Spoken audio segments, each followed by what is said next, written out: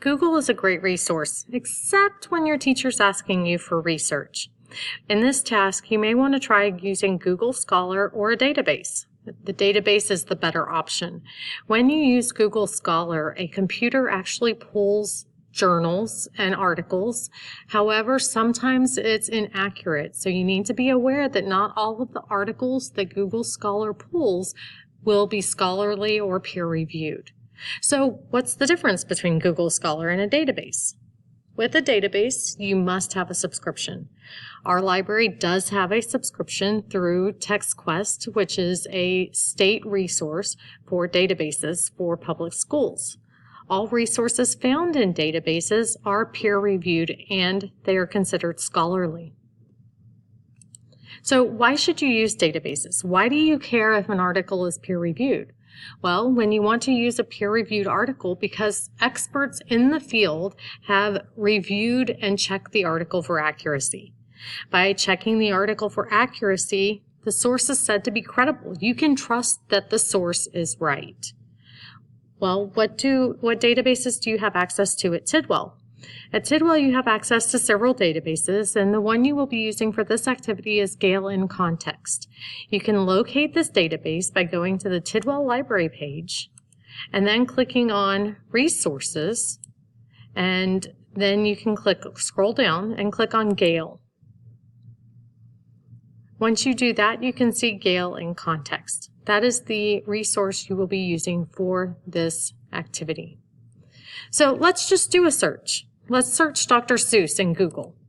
What does that give us? This gives us about 34 million results for Dr. Seuss. We can click on images, we can click on news, we can click on books, videos. We can do all of that in Google.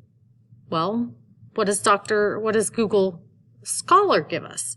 When we click on Google Scholar and we type in Dr. Seuss, we have a little bit more as search criteria that we can search by and narrow our searches down. This only gives us 26,000 results versus how many was it? It was 34 million. So we definitely have quite a few less results in Google Scholar. Then if I narrow it down even more and I go to Gale in Context and I type in Dr. Seuss up here, I still have my advanced search options, but I get a quick overview about Dr. Seuss. I get some very quick facts about him.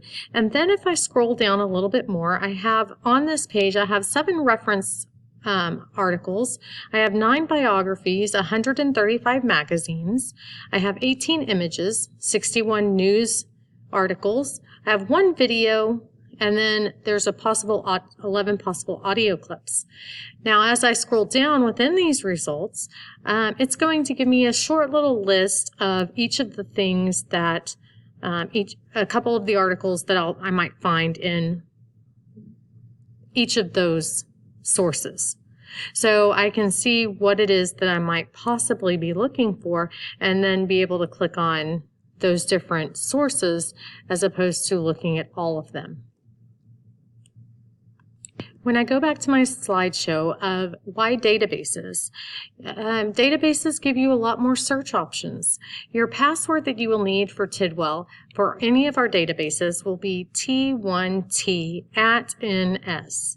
And then you can search the databases, and to make your searches more successful, you can need to use specific keywords. You can use "and" if you want to tie 2 keywords together.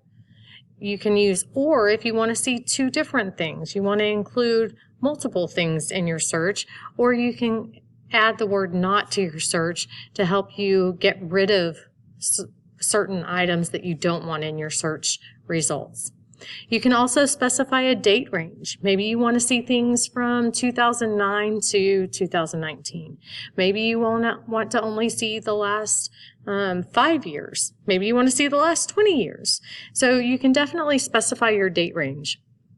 There are other ways as well to also search your database that make your results a little bit more pertinent to your research that you're looking for.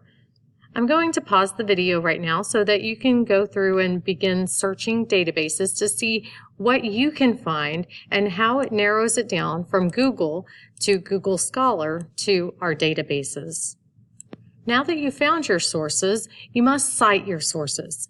You don't want to be in a situation where you're plagiarizing. You want to give credit to the person who wrote the article. Plagiarism is very serious, and it's copying word for word from an article or book that you did not give the author credit for. Even if you paraphrase the idea, put it into your own words, it's still plagiarism if you do not cite that author. Plagiarism is a serious offense in high school and college, which is why you need to learn how to cite your sources. Over the last several years, especially with websites, this has become significantly easier than it was way back in the day.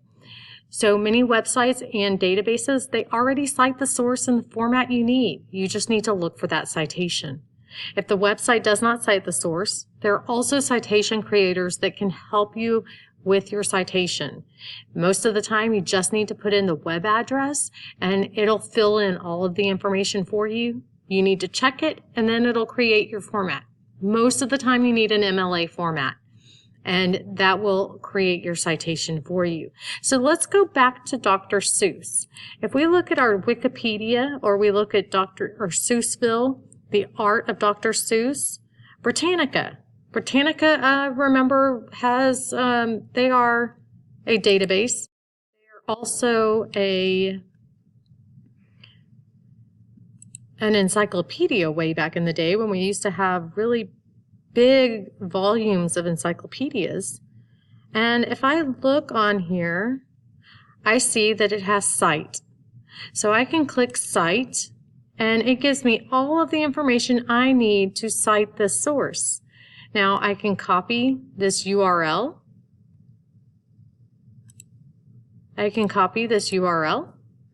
Control C, and I can go into a citation creator.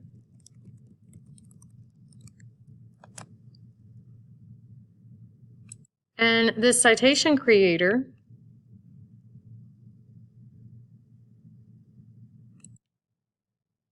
I need to use MLA format.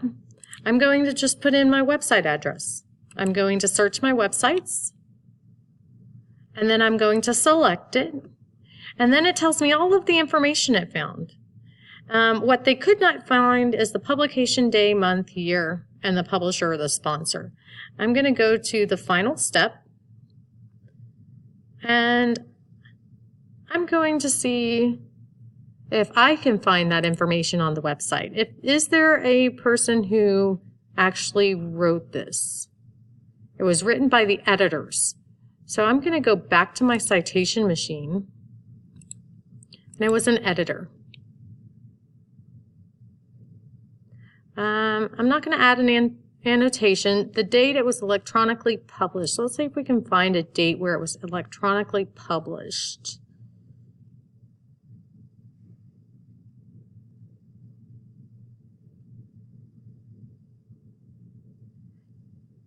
It was actually revised and updated by J.E. Luberig. So I can actually copy his name and put it into my citation machine so that I have a more accurate citation.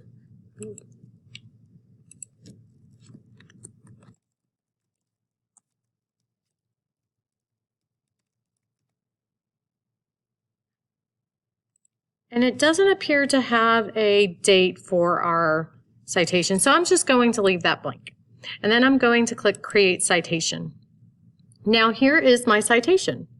I just need to click Copy, and I'm going to go back to my website, or to my PowerPoint presentation. I'm going to create a new slide, and now I can just Control V, and there is my citation for my Dr. Seuss from Britannica, which I found on my Google search. It was down a little bit further. If I go to my Dr. Seuss page from Google Scholar and I look through,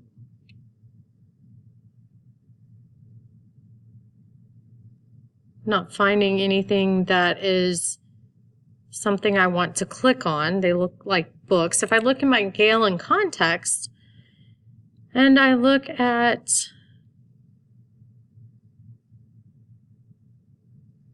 my news, Becoming Dr. Seuss opens up, and illustrators, authors, I can then also look for, here's the byline, here's an abstract. An abstract is a very short summary of an article. I can download the article, I can email the article to myself, I can even save it to my Google Drive, which is pretty awesome because then you don't have to look for it again. But my citations are up here with the little quotation marks. And it automatically gives it to you. You don't even have to put it into a citation creator. So you can copy, Control C again, and you can paste into, and then if you ever needed to find it again, you have the link as well as the information that you can go back to find that information. That is the other important thing about citing your sources, is now you know where you can go back to look for the information if you have a question about it later.